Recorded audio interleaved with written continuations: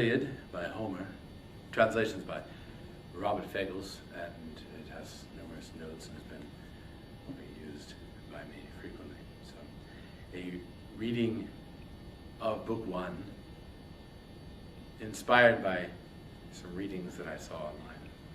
We'll see. We'll wait for the students to pass. They shouldn't be here anyway. That's all. Rage goddess, sing the rage of Peleus' son Achilles, murderous, doomed that cost the Achaeans countless losses, hurling down to the house of death so many sturdy souls, great fighters' souls, but made their bodies carrion feasts for the dogs and birds. The will of Zeus was moving toward its end. Begin muse when the two first broke and clashed, Agamemnon, lord of men, and brilliant Achilles. What god drove them to fight with such a fury? Apollo, the son of Zeus, and Leto. Incensed at the king, he swept a fatal plague through the army. Men were dying, all because Agamemnon spurned Apollo's priest. Yes, Chryses approached the Achaeans' fast ships to win his daughter back, bringing a priceless ransom, and bearing high in hand, wound on a golden staff, the wreaths of the god, the distant deadly archer. He begged the whole Achaean army, but most of all the two supreme commanders, Atreus' two sons, Agamemnon, Menelaus, all Argives geared for war. May the gods who hold the halls of Olympus give you Priam's city to plunder, then safe passage home. Just set my daughter free. My dear one, here, accept these gifts, this ransom. Honor the god who strikes from worlds away, the son of Zeus, Apollo. And all ranks of Achaeans cried out their assent. Respect the priest. Accept the shining ransom. But it brought no joy to the heart of Agamemnon. The king dismissed the priest with a brutal order ringing in his ears. Never again, old man. Let me catch sight of you by the hollow ships. No loitering now. No slinking back tomorrow. The staff and the wreaths of God will never save you then. The girl? I won't give up the girl. Long before that, old age will overtake her in my house, in Argos, far from her fatherland, slaving back and forth at the loom, forced to share my bed. Now go. Don't tempt my wrath, and you may depart alive. The old man was terrified. He obeyed the order, turning, trailing away in silence down the shore where the battle lines of breakers crash and drag, and moving off to a safe distance. Over and over the old priest prayed to the son of sleek-haired Leto. Lord Apollo, hear me. Apollo, god of the silver bow, who strides the walls of Chrysae and Sela Sacrosanct, Lord and power of Tenedos, Smentheos, god of the plague, if I ever roofed a shrine to please your heart, ever burned the long, rich bones of bulls and goats on your holy altar, now bring my prayer to pass. Pay the Danaans back, your arrows for my tears. His prayer went up. Phoebus Apollo heard him. Down he strode from Olympus peaks, storming at heart, with his bow and hooded quiver slung across his shoulders. The arrows clanged at his back as the god quaked with rage. The god himself on the march, and down he came like night. Over against the ships he dropped to a knee, let fly a shaft, and a terrifying clash rang out from the great silver bow. First he went for for the mules and circling dogs, but then, launching a piercing shaft at the men themselves, he cut them down in droves. And the corpse fires burned on night and day. No end in sight. 9 days the arrows of God swept through the army. On the 10th, Achilles called all ranks to muster. The impulse seized him, sent by white-armed Hera, grieving to see Achaean fighters drop and die. Once they'd gathered, crowding the meeting grounds, the swift runner, Achilles, rose and spoke among them. Son of Atreus, now we are beaten back, I fear. The long campaign is lost, so home we sail. If we can, escape our death, if war and plague are joining forces now to crush the Argives. But wait, let us question a holy man, a prophet, even a man skilled with dreams. Dreams as well can come our way from Zeus. So come, someone, to tell us why Apollo rages so, whether he blames us for a vow we failed or sacrifice. If only the god would share the smoky savor of lambs and full-grown goats, Apollo might be willing still somehow to save us from this plague. So he proposed. And down he sat again, as Calchas rose among them, Thestor's son, the clearest by far of all the seers who scan the flight of birds. He knew all things that are past, and all that are to come. The seer who had led the Argive ships to Troy with the second sight that god Apollo gave him. With the armies good, the seer began to speak. Achilles, dear to Zeus, you order me to explain Apollo's anger, the distant deadly archer. I will tell you all, but strike a pact with me. Swear you will defend me with all your heart, with words and strength of hand. For there is a man I will enrage, I see it now, a powerful man who lords it over all the Argives, one the Achaeans must obey. A mighty king, raging against an inferior, is too strong.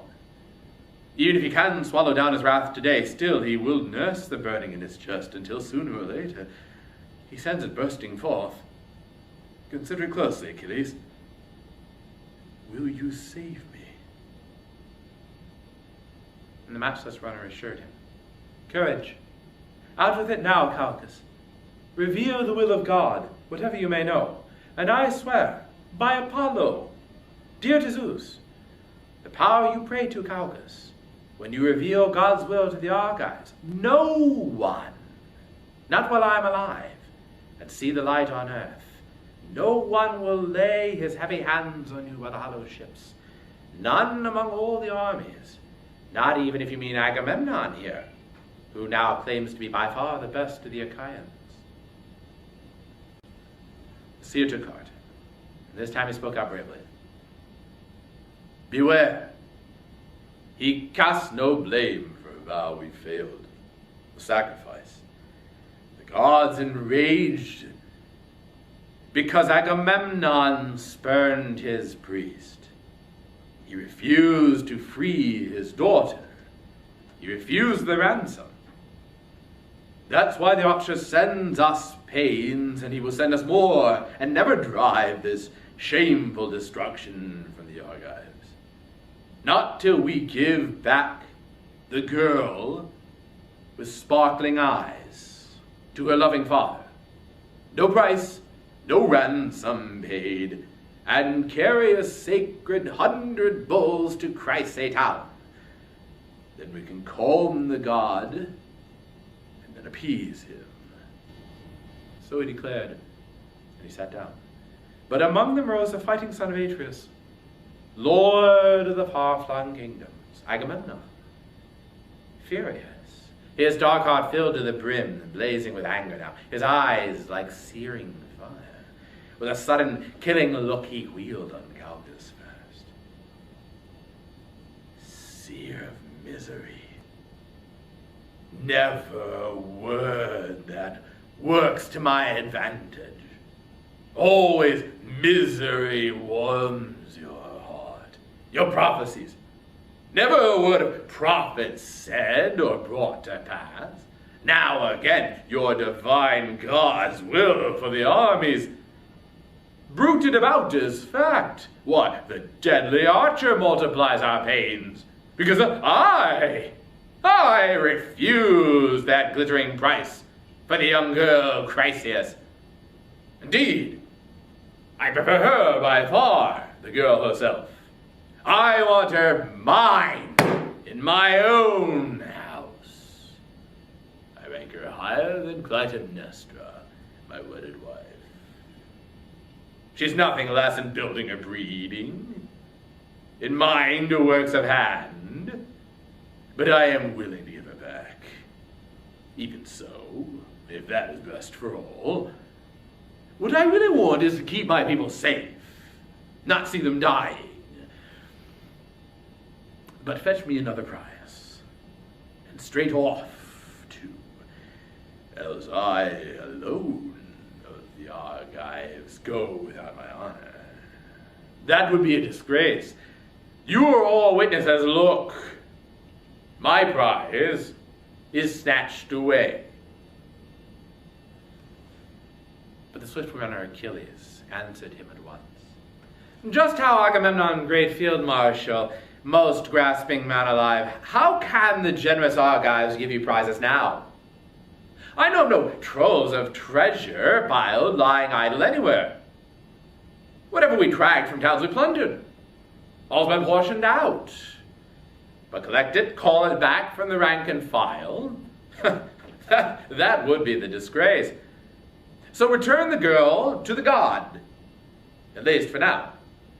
We Achaeans will pay you back 3, 4 times over, if Zeus will grant us the gift, somehow, someday, to raise Troy's massive ramparts to the ground. But King Agamemnon countered. Not so quickly.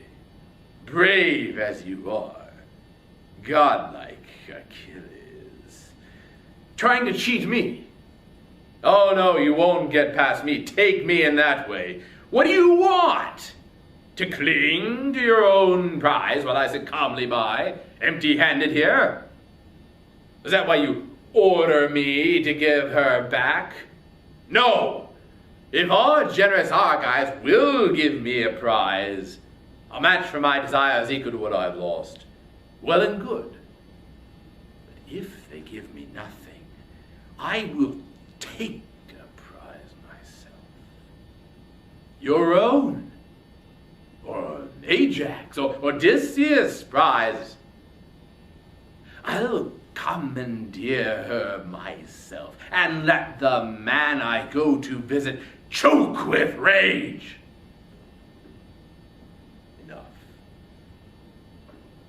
We'll deal with this later, in due time. Now come, we haul a black ship down to the bright sea, gather a decent number of oarsmen along her locks, and put aboard a sacrifice, and Chryseis herself, in all her beauty. We embark her too.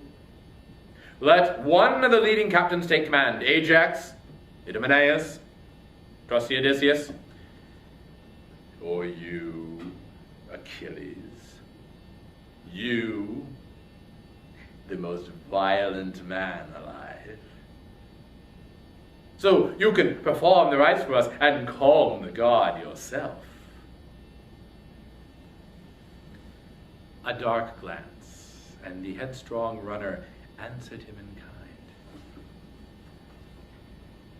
Shameless, armored in shamelessness, always shrewd with greed. How could any Argive soldier obey your orders? Freely and gladly do your sailing for you, or fight your enemies full force. Not I. No. It wasn't Trojan spearmen who brought me here to fight. The Trojans never did me damage. Not in the least. They never stole my cattle or my horses. Never in Thea, where the rich soil breeds strong men, did they lay waste my crops. How could they? Look at the endless miles that lie between us. Shadowy mountain ranges, seas that surge and thunder. No, you colossal, shameless. We all followed you. To please you, to fight for you, to win your honor back from the Trojans. Menelaus and you dog face. What do you care? Nothing. You don't look like right or left. And now, you threaten to strip me of my prize in person? The one I fought long and hard for, and sons of Achaeans handed her to me? My honor never equals yours. Whenever we sack some wealthy Trojan stronghold, my arm bears the brunt of the raw savage fighting. True. When it comes to dividing up the plunder, the lion's share is yours, and back I go to my ships, clutching some scrap, some pittance that I love, when I have fought to exhaustion. No more now. Back I go to Thea. Better that way by far, to journey home in the beaked ships of war. I have no mind to linger here, disgraced, brimming your cup and piling up your plunder. The Lord of Agamemnon shot back. Desert? By all means. If the spirit drives you home, I will never beg you to stay. Not on my account, never. Others will take my side and do me honor. Zeus above all, whose wisdom rules the world. You, I hate you most of all the warlords loved by the gods. Always dear to your heart strife, yes, and battles, the bloody grind of war. What if you are a great soldier? That's just a gift of God. Go home with your ships and comrades. Lord it over your myrmidons. You are nothing to me. You and your overweening anger. But let this be my warning on your way.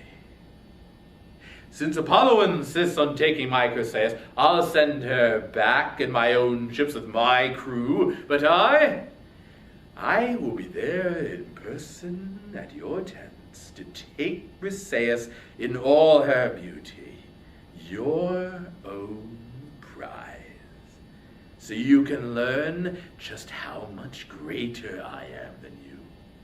And the next man up may shrink from matching words with me, from hoping to rival Agamemnon strength for strength. He broke off, and anguish gripped Achilles. The heart in his rugged chest was pounding, torn. Should he draw the long sword slung at his hip, thrust through the ranks and kill Agamemnon now?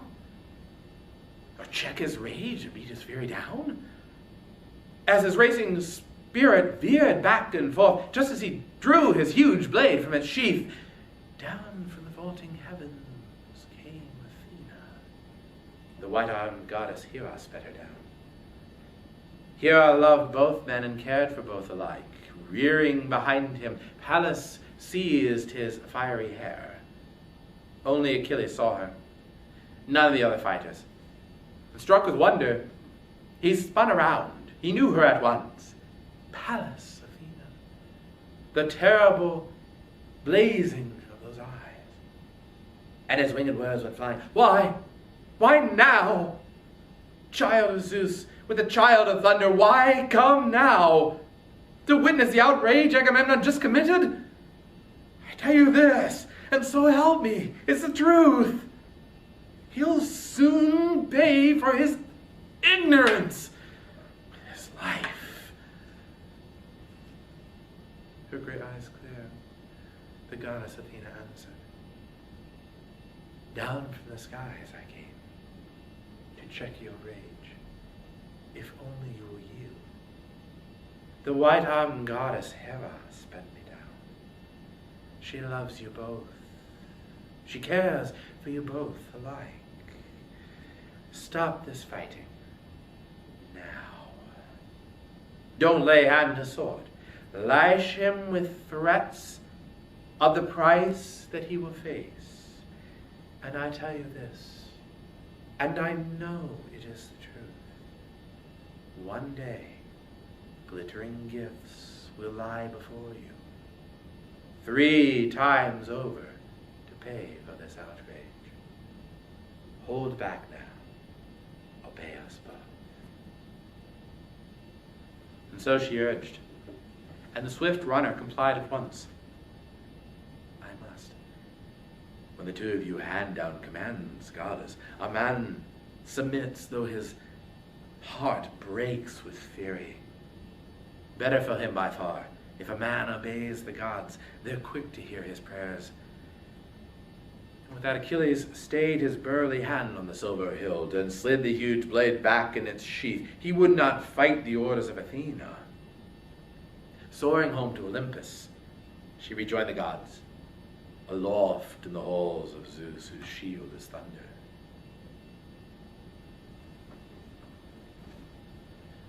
But Achilles rounded on Agamemnon once again, lashing out at him, not relaxing his anger for a moment.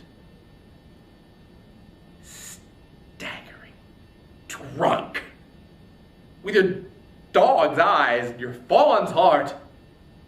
Never once did you arm with troops and go to battle or risk an ambush, packed with Achaea's picked men. You lack the courage. You can see death coming. Safer by far you find to foray all through camp, commandeering the prize of any man who speaks against you, king who devours his people.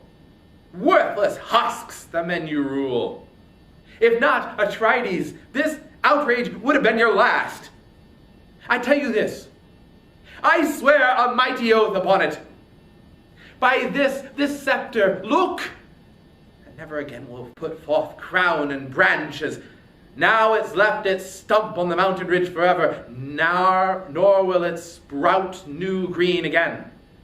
Now the brazen axe has stripped its bark and leaves, and now the sons of Achaia pass it back and forth as they hand their judgments down, upholding the honored customs wherever Zeus commands. This scepter will be the mighty force behind my oath.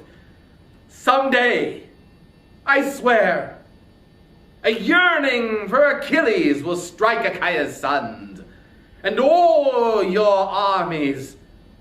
But then, Atrides, harrowed as you will be, nothing you do can save you. Nor when your hordes of fighters drop and die, cut down by the hands of man-killing Hector. Then you will tear your heart out, desperate, raging that you disgraced the best of the Achaeans. And down on the ground, he dashed the scepter, studded bright with golden nails, and then took his seat again. The son of Atreus smoldered, glaring across at him, but Nestor rose between them, the man of winning words, the clear speaker of Pylos. Sweeter than honey from his tongue the voice flowed on and on. 2 generations of mortal men he had seen go down by now, those who were born and bred with him in the old days in Pylos' holy realm, and now he ruled a 3rd. He pleaded with both kings with clear goodwill. No more, or enormous sorrow comes to all Achaia. How they would exult, Priam and Priam's sons, and all the Trojans. Oh, they'd leap for joy to hear the 2 of you battling this way. You who excel us all, first in Achaean councils, first in the ways of war. Stop!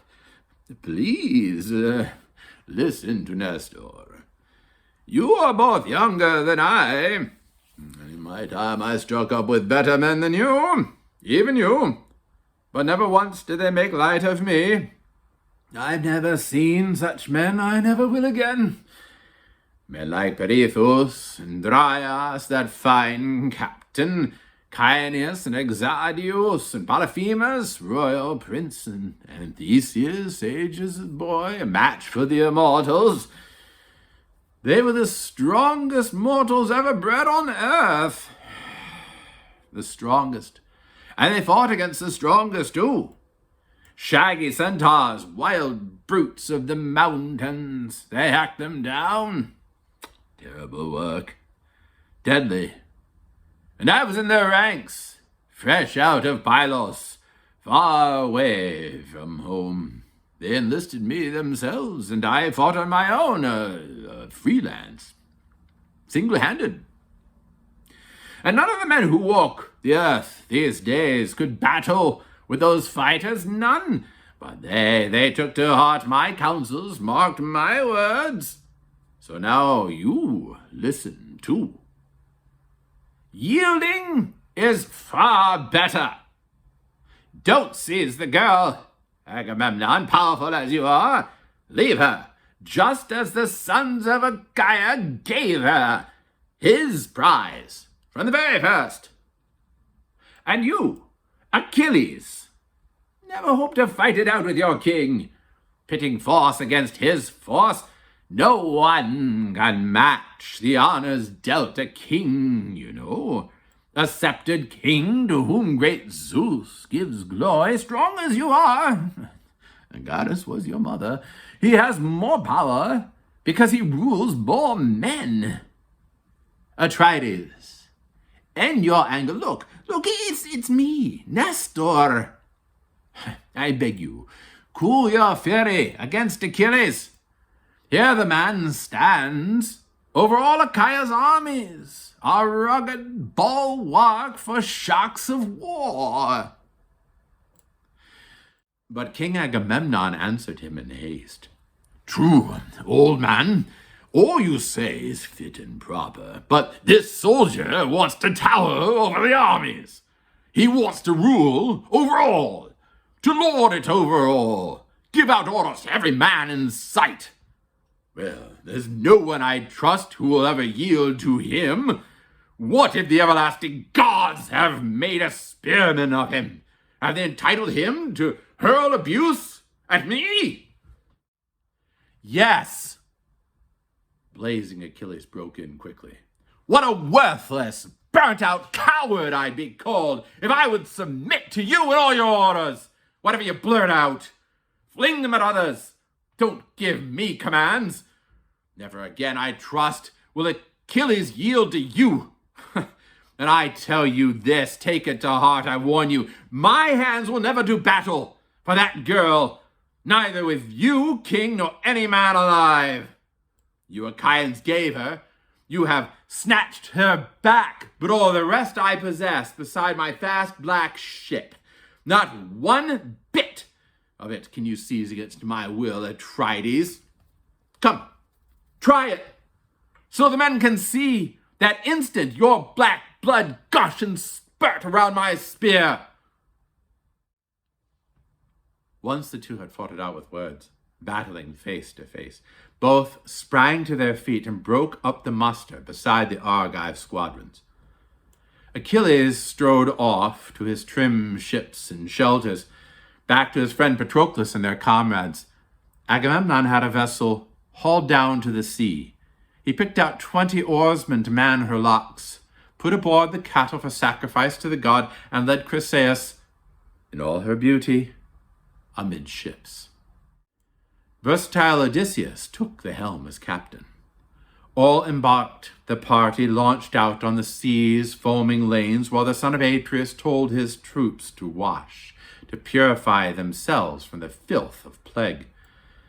They scoured it off through scourings in the surf and sacrificed to Apollo full-grown bulls and goats along the beaten shore of the fallow, barren sea, and savory smoke went swirling up the skies.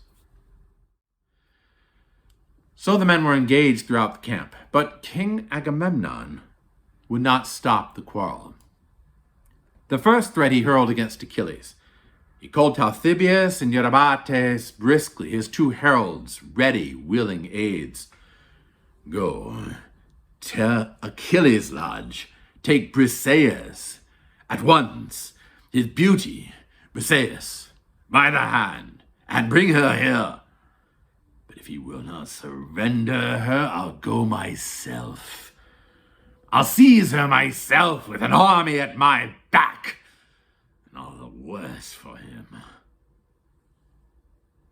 He sent them off, with the strict order ringing in their ears. Against their will, the two men made their way along the breaking surf of the barren salt sea and reached the Myrmidon shelters and their ships. They found him beside his lodge in Black Hall, seated grimly, and Achilles took no joy when he saw the two approaching. They were afraid. They held the king in awe and stood there, silent, not a word to Achilles, not a question. But he sensed it all in his heart, their fear, their charge, and he broke the silence for them. Welcome, couriers, good heralds of Zeus and men. Here, come closer. You've done nothing to me. You are not to blame. No one. But Agamemnon, he is the one who sent you for Briseis. Go, Patroclus, prince, bring out the girl and hand her to them so they can take her back. But let them both bear witness to my loss. In the face of blissful gods and mortal men, in the face of that unbending, ruthless king, if the day should come when the armies need me to save their ranks from ignominious, stark defeat, the man is raving with all the murderous fury in his heart. He lacks the sense to see a day behind, a day ahead, and safeguard the Achaeans battling by the ships.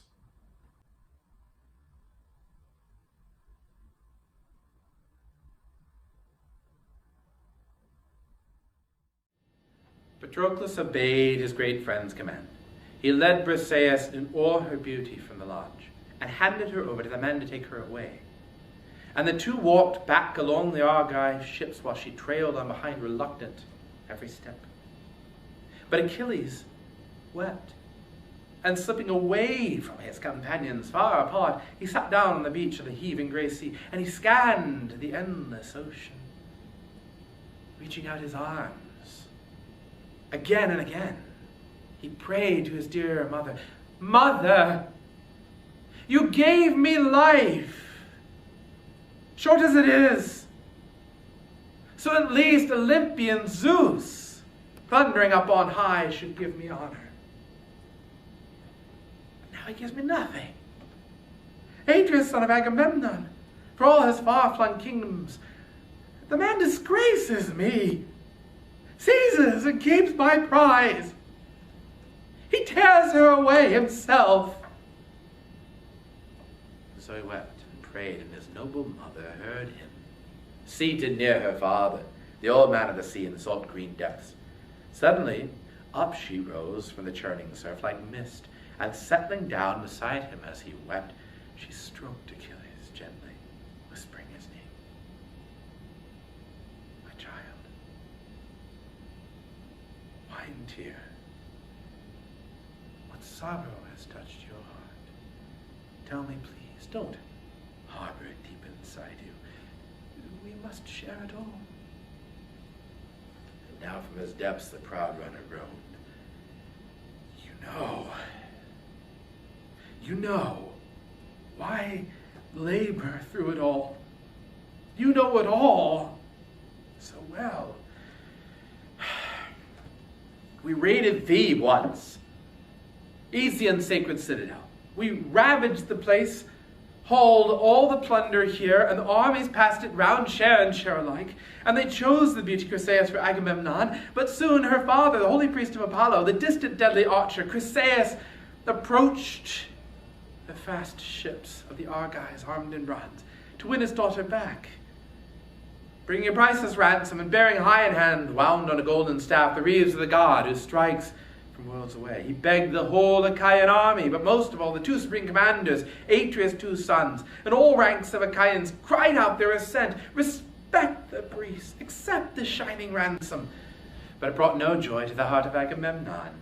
Our high and mighty king dismissed the priest with a brutal order ringing in his ears.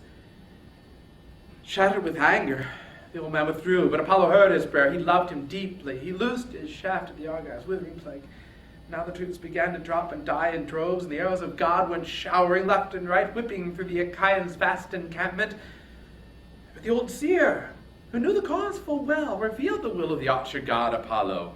And I was the fast mother. I urged them all. Appease the god at once. That's when the fury gripped the son of Atreus. Agamemnon leapt to his feet and hurled his threat. His threat's been driven home. One girl, Chryseis.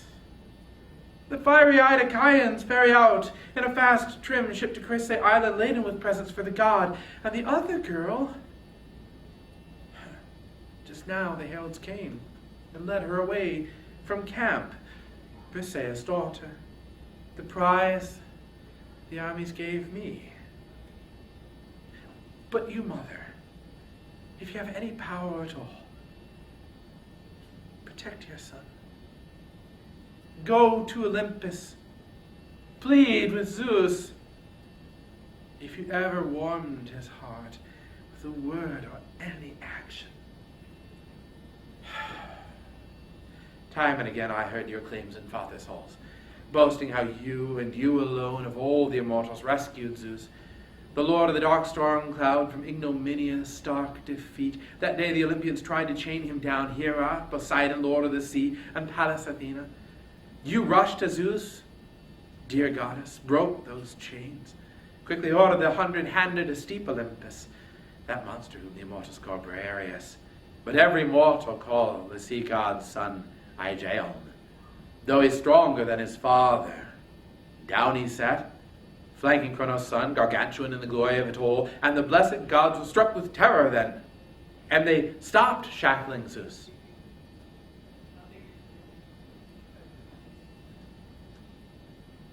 Remind him of that. Now go and sit beside him and grasp his knees.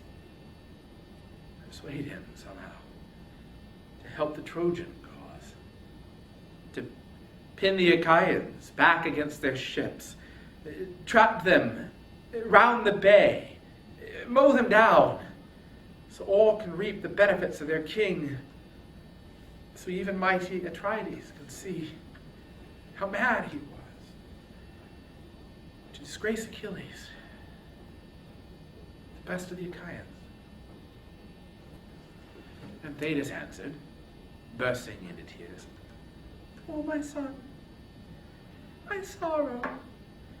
Why did I ever bear you? All I bore was doom. Would to God you could linger by your ships without a grief in the world, without a torment. Doomed to a short life, you have so little time. And not only short now, but filled with heartbreak too, more than all other men alive. Doomed twice over. Ah, to a cruel fate I bore you in our halls. Still, I shall go to Olympus, crowned with snow, and repeat your prayer to Zeus, who loves the lightning, and perhaps he will be persuaded. But you, my child, stay here by the fast ships. Rage on at the Achaeans, just keep clear of every foray in the fighting. Only yesterday Zeus went off to the ocean river to feast with the Ethiopians, loyal, lordly men, and all the gods went with him. But in 12 days the father returns to Olympus, and then, for your sake, up I go to the bronze floor, the royal house of Zeus. I'll grasp his knees. I think I'll win him over. With that vow, his mother went away and left him there alone, his heart inflamed for the sashed and lovely girl they'd wrenched away from him against his will.